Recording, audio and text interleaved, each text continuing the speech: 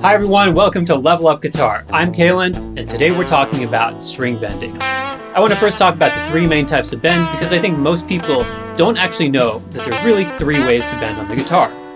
Most people think you're either bending or you're not, and this is a gross oversimplification. And I'm not talking even about things like pre-bends, double stop bends, bend release, although we are going to get to those later. I'm talking about if you take a single note, bend it to a specified target. How many different ways are there to do that? As far as I see it, there's three. The quick bend, the delayed bend, and the slow bend. Let's look at the quick bend. So I'm in my A minor pentatonic position and I'm bending. This is probably the most common bend in the history of guitar music. I'm bending the G string up a whole step with my third finger. And I want you to notice how I'm catapulting right towards the target note. As soon as I attack the string, it's almost like I'm already in the act of bending. And it's a quick motion. And here's a quick example.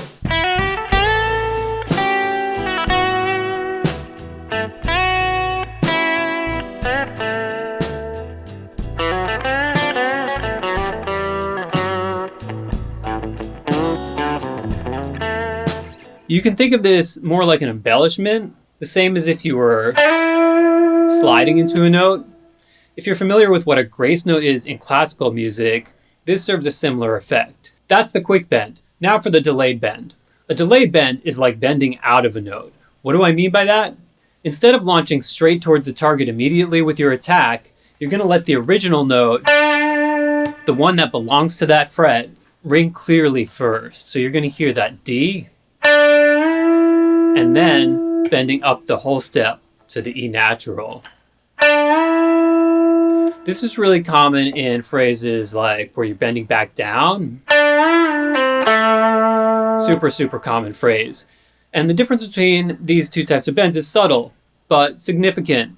You can even use that difference to build in a motivic kind of a way in the context of a longer composition or improvisation. And here's an example of the delayed bend.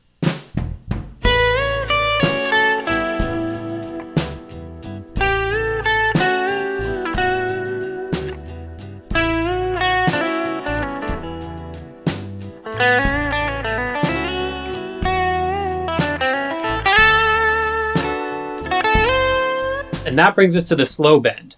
This can be done like a quick bend or a delayed bend, but the difference is you're going to go slowly with the bending part. And this can be great for creating tension or if you just want to let a note sustain a little longer. Something fun to try is see how long you can really go with a long bend. And now that you know the three types of bends, I want to give you a few quick tips for bending technique in general. Some of these are for beginners, but even if you're a more advanced player, you might not know all of these. So the first one, I have to remind students this a lot, is to use helper fingers. Even if you're fully capable of bending to your desired goal with one finger, you're going to have more accuracy with two. Not only that, but you also have way less likely of a chance of straining a muscle or tearing up your fingertips if you're using helper fingers. So that looks like this.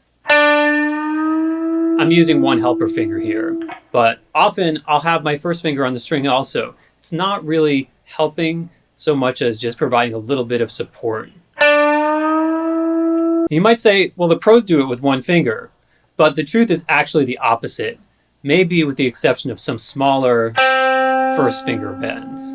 Tip number 2, learn pre-bending and bend release. I'm not going to go into detail on these techniques today, but leave a comment if you'd like me to do a future lesson on these. These techniques are essential to creating the type of phrases that you typically hear and you think, whoa, that's some really neat string bending there. So if you haven't mastered the pre-bend and the bend release, do yourself a favor and spend some time experimenting with how you can incorporate these into your ideas. And tip number 3, bend with other notes. This can be bending double stops, but it can also be to bend a string to a target note and then add another secondary note on top of it. A couple classic rock and roll examples will be here in your minor pentatonic position. First one, we're just going to bend this double stop on the 7th fret. You can bend up and back down, give it a little vibrato. So that's an example of a double stop. The next one, we're going to bend up to a target note, the major third, and then add a secondary note on top of it. So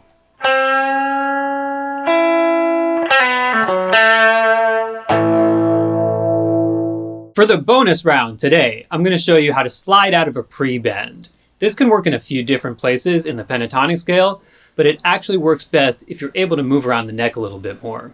I'll be doing a video on that in the near future, so make sure you subscribe and hit the bell if you want to get notified when that comes out. For now, we'll just look at these 2 examples that stay within our scale position here.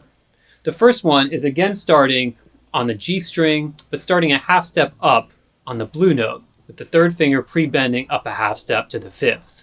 And we're going to release the pre-bend and quickly slide down 1 fret.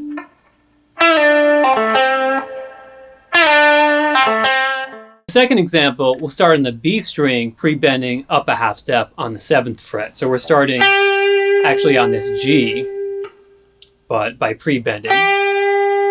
And then we're going to execute the pre-bend and slide down a whole step to 5.